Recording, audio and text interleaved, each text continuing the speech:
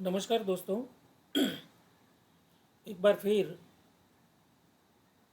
आप सभी दोस्तों के सामने most IMP questions for UGC CIR and NET SLET या फिर जीसेट की एग्ज़ाम का जो कॉम्पिटिटिव एग्जामिनेशन होती है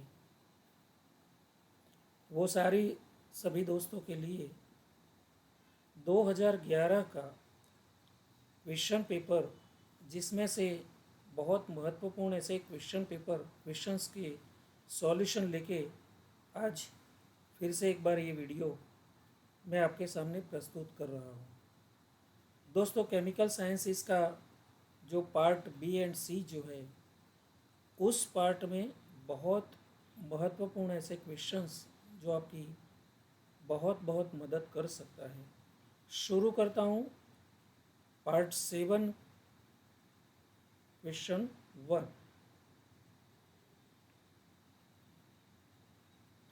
दोस्तों, आज का वीडियो है उसका जो first question, that is question number 1, the order for carbonyl stretching frequency in the IR spectra of ketone, amide and anhydride is option number 1, option 2, option 3 और ऑप्शन 4।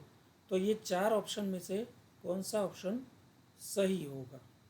यानी कि the order of the carbonyl stretching frequency, carbonyl group जो है उसमें C double O bond O की IR frequency जो है उसका सही order ketone, amide and anhydride के बारे में इन चारों में से कौन सा है?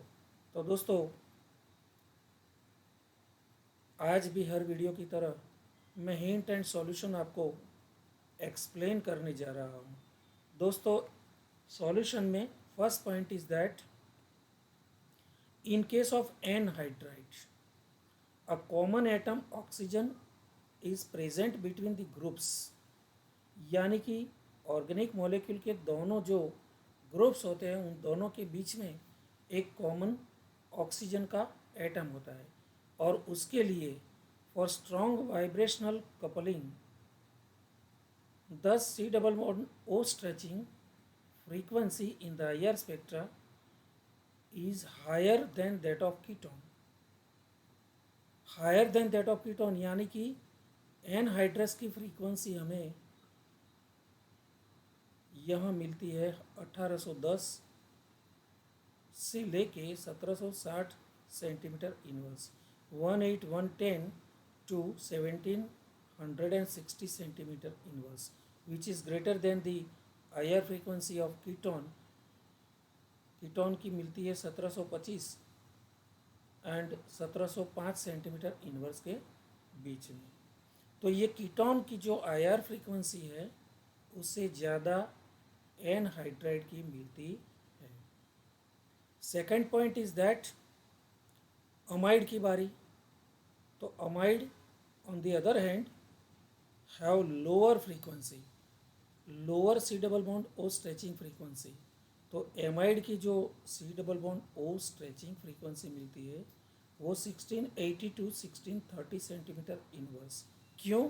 ड्यू टू रेजोनेंस, क्योंकि एमाइड में रेजोनेंस की पॉसिबिलिटी रहती है, इसलिए उसकी आईआर जो आईआर स्ट्रेचिंग फ्रीक्वेंसी है वो सबसे कम मिलती है। यानी कि सही ऑर्डर अगर हम ढूंढने का प्रयास करें तो सबसे कम होगी एमाइड की, उससे ज़्यादा होगी कीटोन की, सबसे ज़्यादा होगी एनहाइड्राइड की। तो सही order, correct option will be, सही ऑर्डर होगा anhydride is greater than ketone is greater than amide. तो इसी तरह से ऑर्डर हमें आईआर फ्रीक्वेंसी का ये तीनों कंपाउंड के लिए मिलेगा।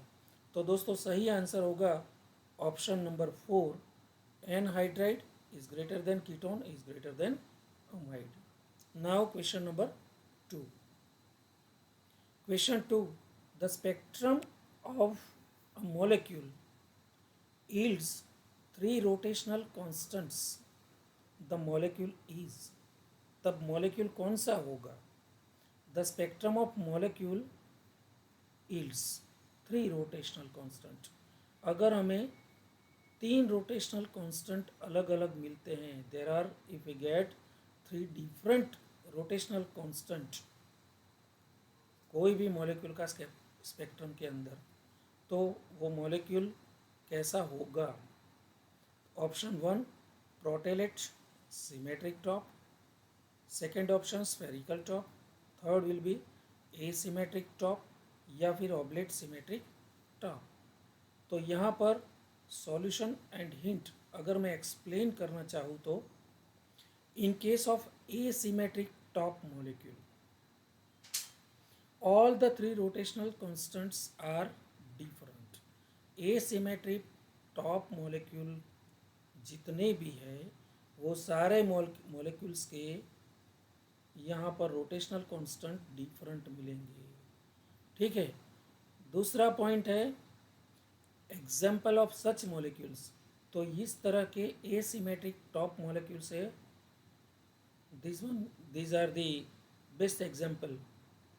Asymmetric top molecule that is anthracene C14H10 and water H2O etc. तो ये जो मॉलिक्यूल्स है उसी तरह के कई मॉलिक्यूल्स है जो एसिमेट्रिक टॉप मॉलिक्यूल्स से हम जानते हैं, और ऐसे मॉलिक्यूल में जितने रोटेशनल कांस्टेंट्स मिलते हैं वो डिफरेंट मिलते हैं। Third point is that for spherical top, अगर स्फेरिकल टॉप ज्योमेट्री वाला है then all the 3 rotational constant are same, for example P4।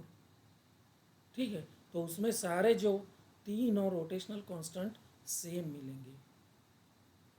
And last point is that in case of prolate symmetric top IA is less than IB is equal to IC, यानी कि IB and IC ये दोनों का same रहेगा order, सबसे ज़्यादा होगा IA प्रोटेलेट symmetric top में। Whereas in case of oblate symmetric top तो उसमें IA एंड IB सेम मिलेगा, उससे ज़्यादा IC मिलेगा। Where I represent moment of inertia. ठीक है, तो ये जो पॉइंट्स है उस पॉइंट्स को अगर हम कंसीडर करें तो यहाँ पर सही आंसर होगा answer 3 asymmetric top. Asymmetric top, asymmetric top उसमें क्या होता है, तीनों रोटेशनल कांस्टेंट्स अलग अलग होते हैं। क्यों? क्योंकि हमें जो ऑप्शन मिले हैं उस ऑप्शन को अगर हम देखें तो यहाँ पर एसिमेट्रिक टॉप स्फेरिकल में तीनों सेम आएंगे, प्रोटेलेट में ये थोड़ा IA IB सेम होगा तो IC ज़्यादा होगा, IA से ज़्यादा IB एंड IC सेम होगा। ठीक है, तो इस तरह से करेक्ट ऑप्शन एसिमेट्रिक टॉप, जिसमें ऑल द 3 रोटेशनल कांस्टेंट जो है वो डिफरेंट मिलेंगे। तो दोस्तों सही आंसर, सही ऑप्शन हमें मिलेगा ऑप्शन 3 एसिमेट्रिक टॉप। अब last questions, that is the Q band in the vibrational spectrum. The Q band in the vibrational spectrum of acetylene is observed in the, यानी कि एसिटिलिन का जो वाइब्रेशनल स्पेक्ट्रम है उसमें Q band कहाँ पर हम ऑब्जर्व करेंगे?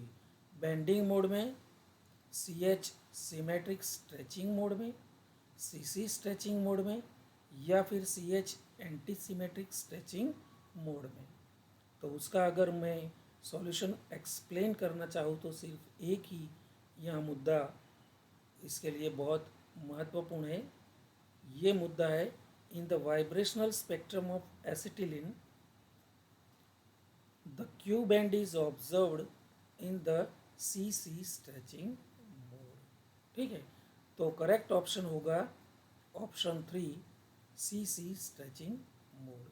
तो दोस्तों इसी तरह से बहुत बहुत महत्वपूर्ण ऐसे क्वेश्चंस जो कि आप सभी दोस्तों को यूजीसी की, सीएसआईआर की, या फिर नेट, जीसेट जैसी कॉम्पिटिटिव एग्ज़ाम के लिए बहुत बहुत महत्वपूर्ण क्वेश्चन आपको और सारी गाइडलाइन दे सकता है, और उसके लिए आपको अच्छी हिंट भी मिल सकती है। तो हिंट एंड सॉल्यूशन के जरिए अच्छी तरह से बहुत सरल लैंग्वेज में एक्सप्लेन करके मैं आप सभी दोस्तों के लिए ये वीडियोस आपको प्रोवाइड कर रहा हूँ। अगर ये वीडियो भी आपको अच्छा लगा हो तो उसको ज़रूर ज़रूर ज़रूर बहुत बहुत बहुत लाइक, सब्सक्राइब एंड शेयर करना मत भूलिए। Wait for next video.